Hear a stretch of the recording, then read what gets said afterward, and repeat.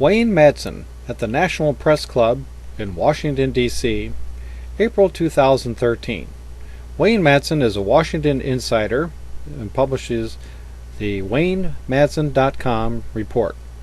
He's been a lieutenant in the United States Navy and served as a contractor for the National Security Agency. He has been interviewed by Bill O'Reilly of Fox News and on Russia Today, or RT, as an investigative journalist, Press TV, and Infowars.com, and the Manning Report.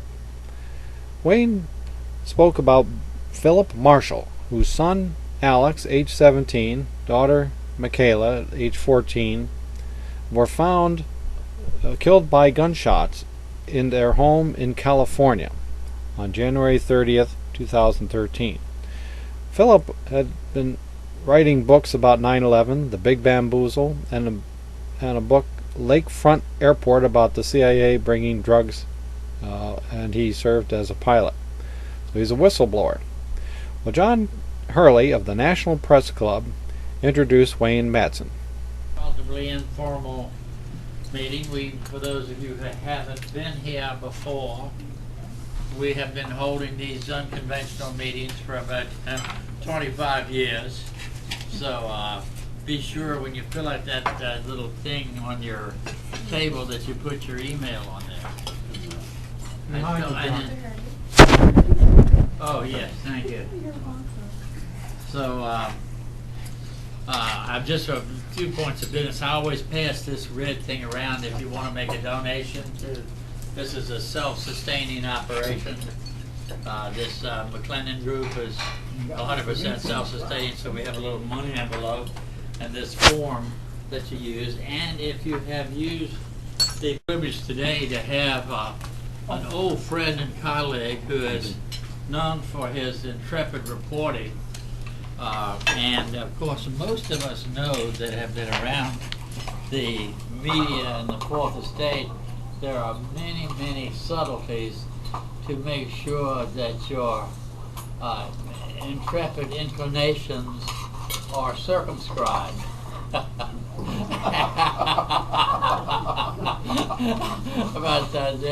there's so many subtle influences that will lead you to more self-preservation mode than truth in reporting. You mean like a subtle influence exerted upon Gary Webb, for example? Yes. That kind of subtle influence, yeah. Well, anyway, Wayne Madsen is one of the guys that has never taken this into account. So he's been on a lot of, he's been with a lot of the media, and it's really been a free-falling exposition of the truth without all this foolishness about what may or may not happen. And Wayne is admired up in the club. He ran one time for office at the club here, but he's admired in this club more. Even sometimes in muffled tones he's admired, but he's sincerely admired as a part of the real mission of the media. So I've given you a little detail on this latest thing that he's breaking the story about Philip Marshall. And as you know, I've been involved way back with the Iran-Contra thing when it first got started. They were sending pilots around under different, under different guises and trying to be a part of infiltrating my organization and my people and all that. So this Philip Marshall death in California has a lot to do with intelligence. And so immediately Wayne saw that as soon as he was killed, with the dog being shot, as soon as he was killed, he knew that this didn't pass a smell test. So he immediately went out to California to be on the scene, to talk to people involved in it, to see if he could flush out what was going on with this guy. This guy, Philip Marshall, was an Iran-Contra pilot, going back to the Iran-Contra thing. Plus, he was an author. So he had written several books and he had said that he was planning to publish more. So he didn't seem like a man that was immersed in despondency. So that's the reason Wayne showed up there. And then he went from there to the funeral of Marshall, which was held in New Orleans. And now he's with us. So he's going to report on what really is making this really odoriferous as far as the truth is concerned. So without further ado, Wayne. Floor. Thank you.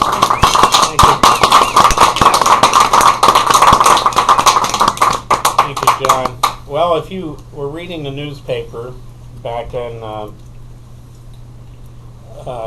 early February, the local paper in California, Calaveras County and neighboring counties, you would have seen the Union Democrat from Sonora, murder-suicide, 3 dead. And then the reporting went downhill after that. Family details emerged. Family details, but not details from people that knew Marshall real well, but from the family of his estranged wife. Now, I know enough about journalism never to use an ex-spouse or a soon-to-be ex-spouse as gospel, truth. Not only did the papers go there, but also the Calaveras County Sheriff decided to go there. Not only did they get information from his soon-to-be estranged wife in California, but they went back to interview this paper, the Union Democrat, because there's another paper out there that I thought did a little bit of a better job. They went back to his wife from New Orleans, who he hadn't seen since 1988, and interviewed that individual, who, of course, didn't have very many good things to say about Philip Marshall. Before I go on, if you don't know who Philip Marshall is, I never heard of Philip Marshall before this death. So I wasn't a friend of his. I wasn't like an aficionado of his books because I didn't know he wrote books. I didn't know who he was. But when I read the initial report out of California, some things started to appear unusual. I had been in email contact with Gary Webb, the famous investigator of the CIA cocaine import agency. The CIA is known as the cocaine import agency in certain areas, including South Central Los Angeles. So I had been in email contact with him, and when I read that he had shot himself twice in the head, this is the first time, and I did not buy that. Other people do buy it. I don't buy it. I agree to disagree with some of these people. So when I read that Phil Marshall's first book, it's a docu-novel called Lakefront Airport, and this is about his time in his early 20s, flying a guy named Barry Seal from Lakefront Airport to Mena, Arkansas, to Colombia, on one trip to Nicaragua to basically set up a low-level individual with the Sandinista government on an airfield in Nicaragua. And of course that photograph was taken surreptitiously from the Lear jet that Marshall flew, CIA contract plane. And Oliver North got that photograph. He was working at the White House at the time. And the Sandinista guy they had, he couldn't have been he wasn't even high enough to have been an official of a village in Nicaragua. But North gets the photograph, and the next edition of the Washington Times has on the front page, Nicaraguan defense minister taking cocaine off of a plane. This was used, of course, by the Reagan administration to go around the country to collect money for the Contras, because at the time the Bolin Amendment was in force, and Ed Bolin put this amendment through to say you cannot, U.S. intelligence, U.S. government cannot support the Contras in this war in Nicaragua. But people like North and Bill Casey decided to get around that.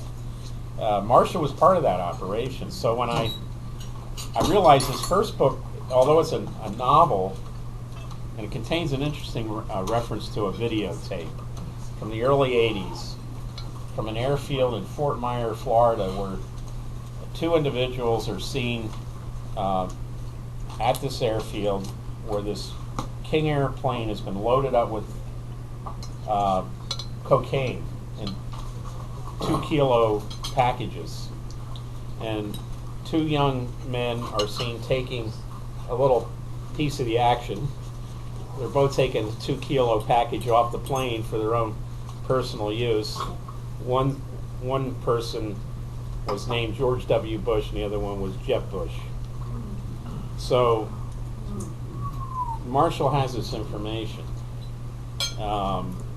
He flew Barry Seal around. Barry Seal was gunned down before he was ready to testify as a government witness in a trial in Baton Rouge, Louisiana, in 1986. He was assassinated execution style, where in a shopping center parking lot where the judge, who was a friend of the Bush family, who recently he died just a few weeks after Marshall. The judge, the same judge in Baton Rouge, federal judge, died a couple weeks after Marshall was accused of killing his two teenage kids, himself and the pet dog. The judge's Polazzolo was the guy who put Barry Seal in a Salvation Army overnight sort of a homeless shelter where he was a sitting duck for this assassination. He wanted more protection than that, but the judge did not give him that protection, and basically the thought was he was set up for the hit, because when they looked into the trunk of Barry Seal's car, they found his valise, and inside the valise was the personal phone number for George H.W. Bush, Vice President of the United States. So that was his first book. Then Marshall, this came out in 2003. He retired from United Airlines. After he flew for the CIA, he at the age of about 25, he took a job with Eastern Airlines and became an Eastern Airlines pilot. His Marshall's dad, who was still alive, I talked to his dad at the funeral. He's sort of like a crop duster kind of pilot, but taught Phil Marshall how to fly. Phil Marshall's uncle was a World War II veteran who became quite a senior executive with Eastern Airlines. So that's basically how Phil Marshall, without a college degree, because he dropped out of University of Southwest Louisiana. Apparently it's a party school. His dad said he did more partying and studying. Did about a year there, dropped out, went to work on the oil rigs in the Gulf of Mexico, but then got a job with Eastern Airlines after his stint with the CIA, and then later he refused to cross when Frank Lorenzo bought Eastern Airlines and was busting the unions. Phil Marshall, being a kind of a union man, said he wasn't going to cross that picket line, and he went over to United Airlines. He also, on his own nickel, took a loan out and took the training that American Airlines offers on jumbo jets in Dallas. He eventually goes to jumbo jet school in Denver for United, and what I picked up at his memorial service from friends and family, here was a guy they didn't like. In those days, there was a lot of military pilots coming out, getting jobs with the commercial airlines. They all had degrees, college degrees, so they didn't like hiring pilots without a college degree. But some of these military pilots coming out could, they have to take this test called the ATR. It's one of the most rigorous, difficult tests to fly 747s and 767s and the jumbo jets. They would have to take it maybe 3 times to get the minimum 70. Normally they'd flunk the first time, the second time, sometimes they'd pass it on the third time.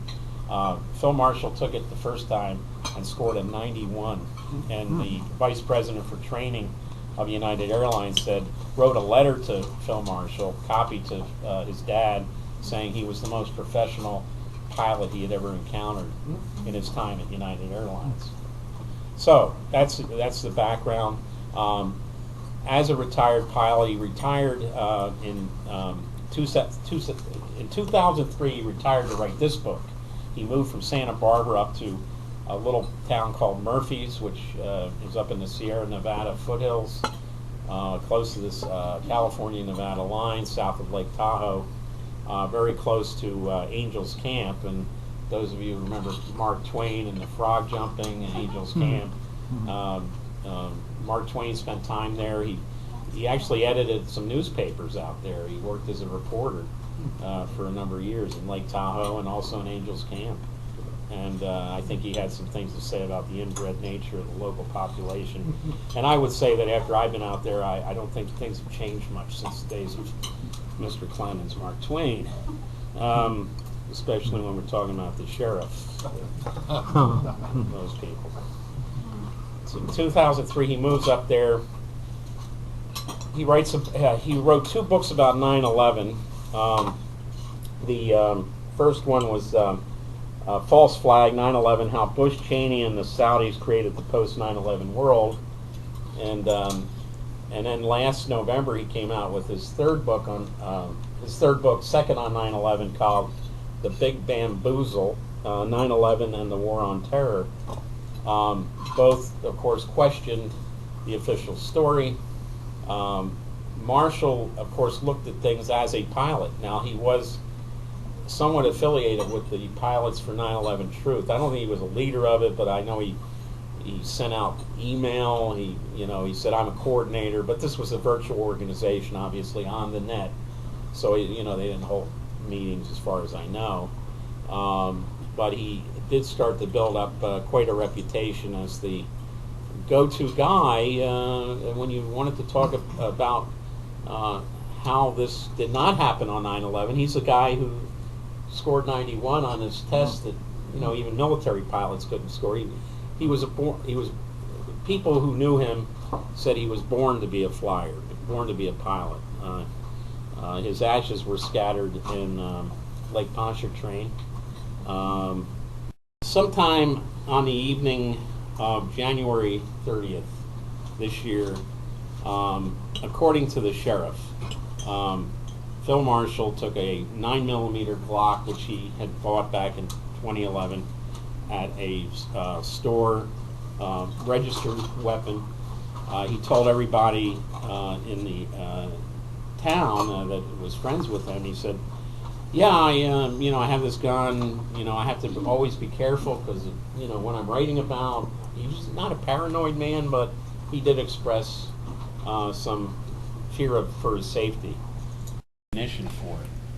In Louisiana, said that this is not the guy who would kill his son Alex, 17 years old, his 14-year-old daughter Michaela, and the little pet Shih Tzu Suki, which belonged to the wife, but it was a sort of family dog. The wife was in Turkey at the time of the deaths, and I was very interested in that because Marshall's death happened about the same, within the same 48-hour period. As you may recall, there was a woman from Staten Island named Sarai Sierra, who was a photographer, professional photographer, whose body was found brutally beaten to death in Istanbul. Her husband later said he didn't really understand why she went there. She is supposedly, later they said she was assaulted by a homeless man who had fought for the Free Syria Army, the group we support, the rebels trying to oust President Assad, but and that he was high on paint thinner, and he wanted to kiss her, and she said no, and he beat her to death. The one thing that was in the initial report was her iPhone was missing, and her computer was missing. and there's been no disposition. You know, we don't know what happened to those. I mean, it's basically case closed. But what I found out at the funeral service for Marshall is that his wife, Sean Marshall, S-E-A-N,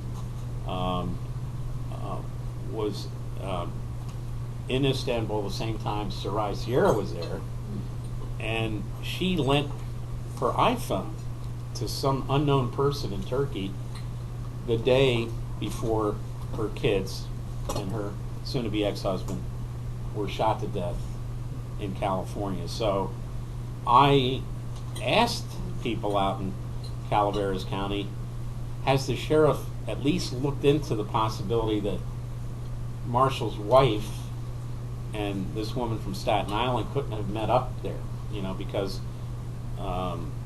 they're in the case of Marshall's wife, he had gone with her to Turkey in December. They were getting divorced, but it wasn't an acrimonious divorce. It was a friendly divorce. He was paying her rent in her condominium.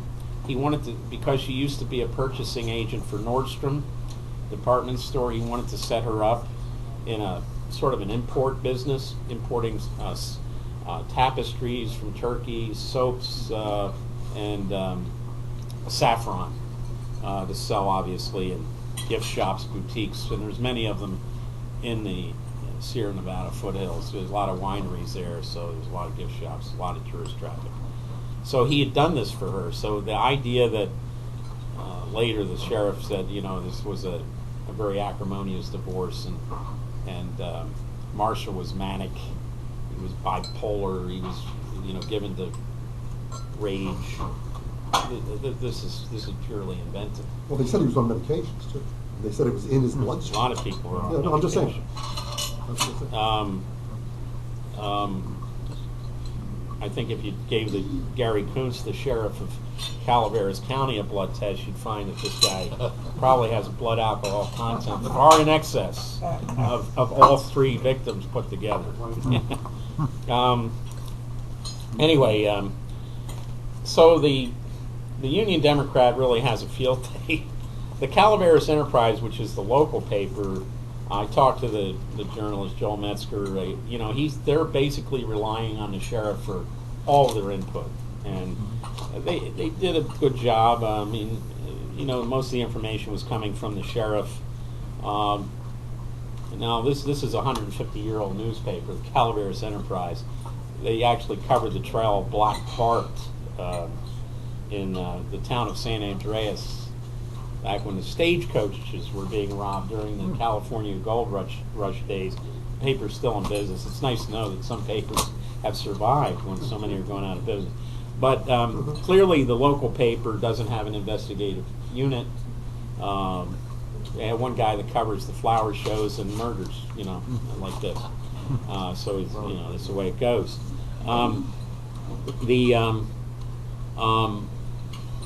Getting back to the timeline, it's January 31st. Friday is the 1st of February. Marshall was a huge New Orleans Saints fan.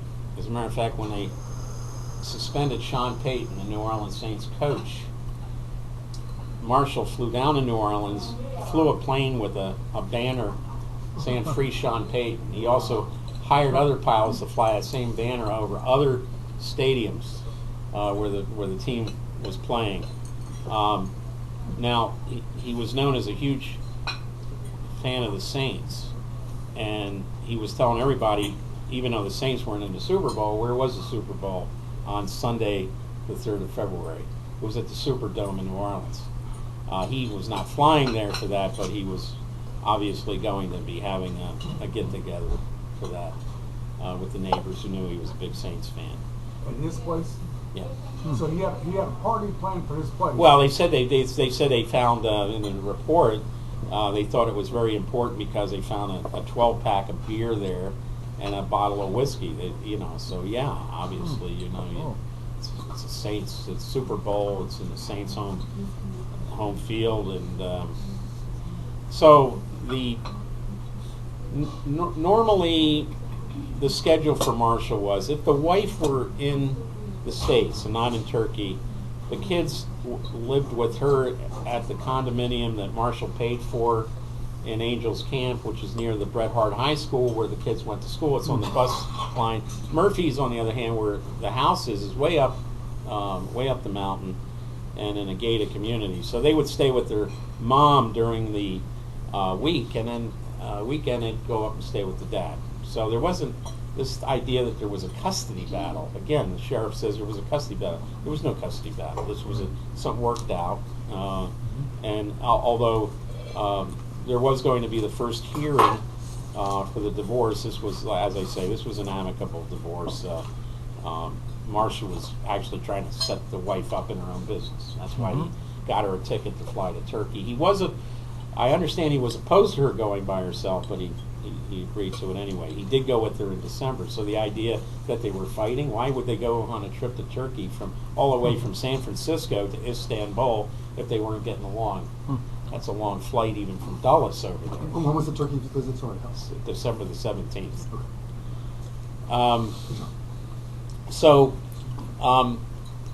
Kids today, of course, they have these, they're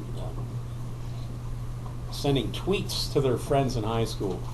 So Alex and Michaela's friends did not hear from them on that Friday, the 1st of February. They didn't answer the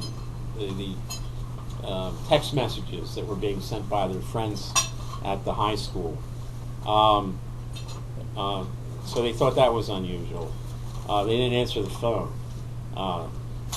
On Saturday, the 2nd of February, 4 the high school friends showed up at the home.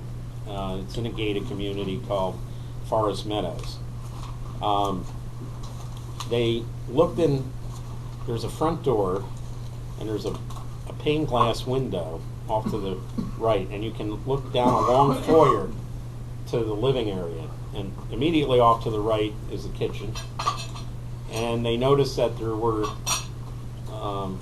legs extending beyond the wall from the living area. So they went to the neighbor, a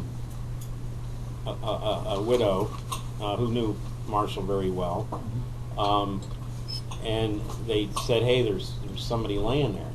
And so she came over, and this really surprised her. She opens the front door; it's open. He normally would lock the front door. She walks in. She goes to the end of the long foyer, and I think if you read the sheriff's report, they're saying that the body was found by the front door. I believe they say that, and that certainly wasn't the case. She walks in. Marshall is laying on his back. It says in the living room behind the sectional couch. That's what it says. Marshall found okay. in the living room behind the sectional couch. All right. There was another report. This is March 29, by the way. I'm going to give this one to you because you might not have seen it. This is the most recent one. No, this came out on Good Friday. This is the one the family had asked that they. This is March 29. Yeah, Good Friday. So he's laying on his back. The Glock is underneath him. So she's looking at him, and she sees his head, and there's a bullet wound, the left side. Now Marshall's right-handed. Sheriff says it's on the right. He shot himself on the right side. Now, so you're walking in through the front door here, and there's a wall, and then you see the guy's legs sticking out, and he's lying on his back, and you're looking at the body. What side of the head are you looking at? She doesn't move the body. She calls the sheriff right away. She doesn't examine, she doesn't touch it, but she sees the bullet hole. You're looking at the left side of the head, right? So the sheriff said, because the sheriff couldn't explain that Marshall was right-handed, they had to come up with another scenario, that he had shot himself in the right side of his head because he was right-handed. Initially, they said the exit wound was from the back of his head. Now, this is so appetizing, I know this. But, That's please. so if you're lying on your back, you can't confuse two head wounds, right? You can't, you see one, you can't, because the other one, he's laying on his back. She obviously walked around, didn't see a wound on the other side where the sheriff said it is. And so we've got a problem with the first eyewitness who I spoke to. I sat in her living room and she's explaining it. I mean, this woman, you know, is reliving this day in and day out. She was very good friends with the film marshal, and so she remembered everything. And the other thing is her son-in-law is the head of homicide for the Hayward, California Police Department. Now, I would probably put more stock in what the Hayward, California homicide head of the homicide division says than I would this little rinky-dink sheriff who makes Barney Fife look like he's professional in Calaveras County. And when she explained what happened, and he said, look, I deal with this kind of stuff in the San Francisco Bay Area all the time. People are murdered and they make it look like it's a suicide. This came from a law enforcement officer from I think a more reputable police department in Calaveras County. So she explained everything to him too. So it was fresh in her mind, you know, what she saw. Unfortunately, it looks like the sheriff, she had also said something else. People said, how come they didn't hear the gunshots, the neighbors?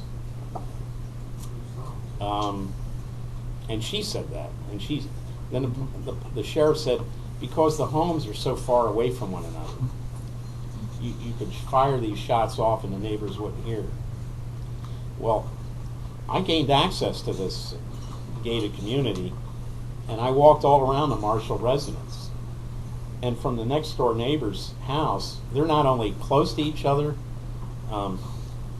horizontally, but it's on the side of a mountain. They're also close to each other vertically. You can actually look down on the porches because they're like built on the side of a mountain. So the neighbor said that the houses are so close together. Sorry, my camera battery went off at this point.